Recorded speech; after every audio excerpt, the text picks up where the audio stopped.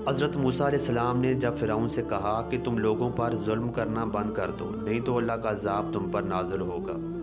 इस पर फ़िरौन हज़रत मूसा अलैहिस्सलाम का मज़ाक उड़ाने लगा और कहने लगा कि इस कायनात का खुदा मैं हूँ और मैं किसी के हुक्म को नहीं मानता।